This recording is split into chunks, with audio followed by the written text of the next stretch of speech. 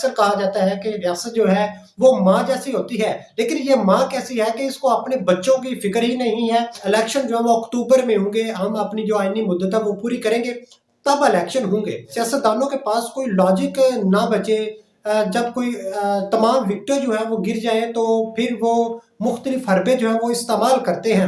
بسم اللہ الرحمن الرحیم، السلام علیکم ناظرین، رخ پاکستان کے ساتھ میں ہوں آپ کا میزبان مبارک علی۔ ناظرین، آج سپریم کورٹ نے سماعت کی اور یہ سماعت 3 رکنی بینچ نے کی اور یہ تقریباً 1 گھنٹے تک جاری رہی۔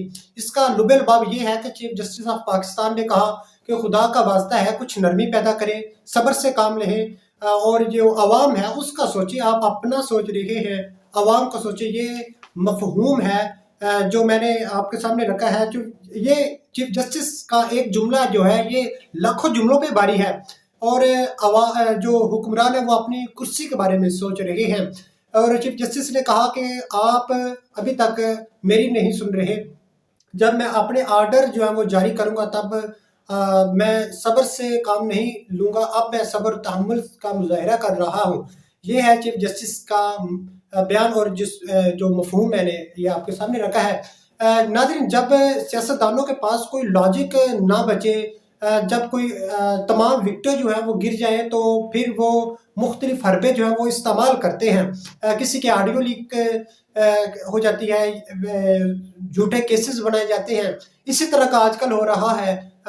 عمران خان صاحب ہیں، ان پہ اوپر تقریباً 121 یا 140 کیسز ہیں، آج بھی ان کی سماعت ہوئی ہے۔ اس کے علاوہ دیگر جو پی ٹی آئی کے رہنما ہیں ان کے اوپر بھی کیسز بنائے گئے، جو صحافی بھائی ہیں ان کے اوپر بھی کیسز بنائے گئے۔ اس کے علاوہ کچھ صحافی ہیں ان کو ملک سے دربدر ہونا پڑا۔ یہ ہے اس ملک پاکستان کی حالت۔ اور اس کے علاوہ جو چیف جسٹس آف پاکستان ہیں ان کی جو ساس ہے اس کی بھی آڈیو لیک ہو گئی ہے، اور یہ اس لیے کیا جاتا ہے کہ ان کو ہم بلیک میل کر سکے، اور اس طرح کا ہو رہا ہے۔ اور اکثر کہا جاتا ہے کہ ریاست جو ہے وہ ماں جیسی ہوتی ہے، لیکن یہ ماں کیسی ہے کہ اس کو اپنے بچوں کی فکر ہی نہیں ہے کہ بچے جو ہیں وہ آٹے کی لائنوں میں مر رہے ہیں۔ تقریباً 40 سے زائد لوگ جو ہیں وہ آٹے کی لائنوں میں مر چکے ہیں، لیکن ماں کو ہے ہی نہیں۔ ماں کہہ رہی ہے کہ میں اپنی کرسی جو ہے وہ حاصل کروں یا آپ کا سوچوں۔ یہ ہے میرے ملک پاکستان کی کہانی۔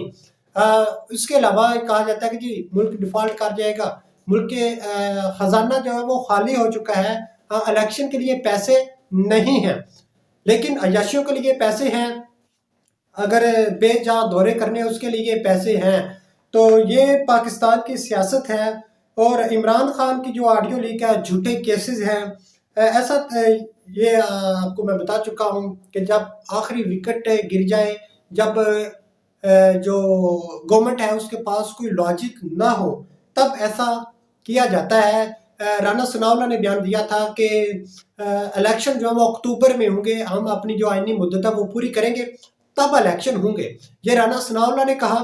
اور اس کے علاوہ جو یہ 15 جماعتی پی ڈی ایم کی حکومت ہے، اس کی آپس میں بھی نہیں بن پا رہی، نہ صرف دوسروں جماعتوں کی بلکہ جو نون لیگ ہے اس میں بھی کافی خبریں گردش کر رہی ہیں۔ مریم نواز نے پچھلے دنوں بیان دیا، اس نے کہا کہ یہ ہماری حکومت ہے ہی نہیں، یعنی اس نے سرے سے مانا ہی نہیں۔ اس نے کہا کہ نواز شریف جب پاکستان آئیں گے تب یہ ہماری حکومت ہوگی، اب یہ ہماری حکومت نہیں ہے، یعنی کہ وزیر اعظم اس کا چچا ہے لیکن اس کی حکومت نہیں ہے، وہ کہہ رہی ہے۔ اس کے علاوہ آصف علی زرداری نے بھی بیان دیا کہ یہ ہماری حکومت نہیں ہے، اس کے ہم حصہ دار ضرور ہیں لیکن یہ ہماری حکومت نہیں ہے۔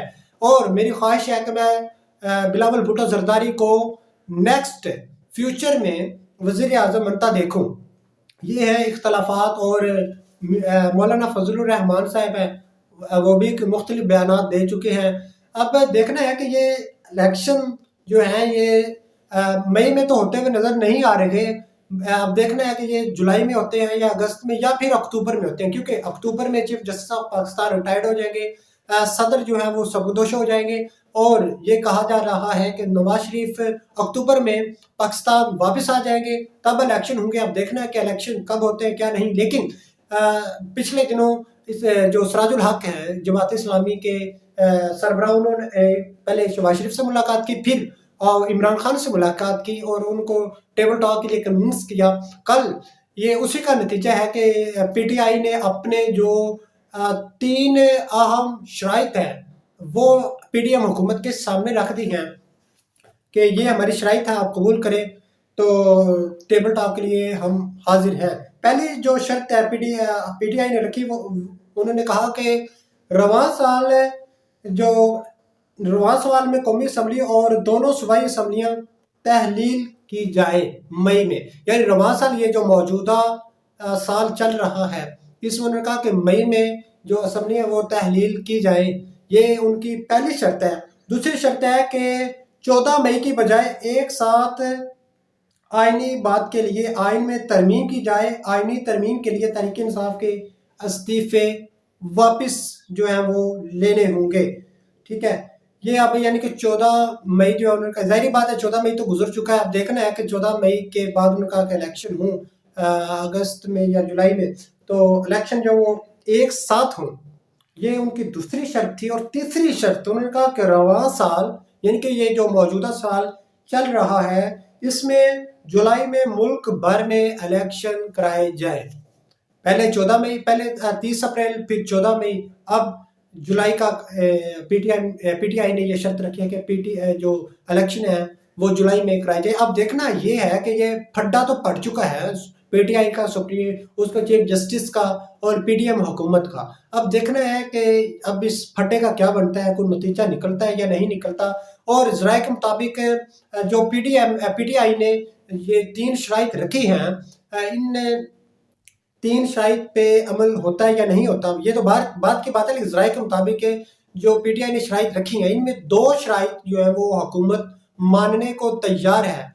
एक जो शर्त है वो कह रहे हैं कि हम नहीं मानेंगे।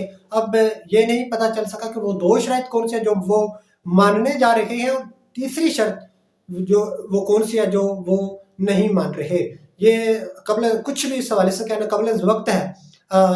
अगर उनने जो शराइत मानी या नहीं ना मानी, इलेक्शन के लिए तैयार होते हैं या नहीं होते, इस हवाले से हम नया व्लॉग बनाएंगे, जो तमाम तरह इंफॉर्मेशन है वो आपके सामने रखेंगे। और कल जो अहम बात है कि शहबाज शरीफ साहब ने एतमाद का वोट लेने का बयान दिया कि मैं एतमाद का वोट लेने जा रहा हूँ, और ठीक 15 से 20 मिनट बाद ये पता चला कि जी शहबाज शरीफ साहब जो है वो एतमाद का वोट हासिल भी कर चुके हैं ठीक 15 से 20 मिनट बाद। ये है मेरे मुल्क पाकिस्तान की सियासत की सूरत हाल। इस हवाले से हमें कीमती राय से कमेंट बॉक्स में जरूर आगाह कीजिएगा। इसके साथ दीजिए इजाज़त, मिलते हैं अगली एक नई वीडियो में, तब तक अपने और अपने साथ जुड़े प्यारों का ख्याल रखिएगा। अल्लाह हाफिज़।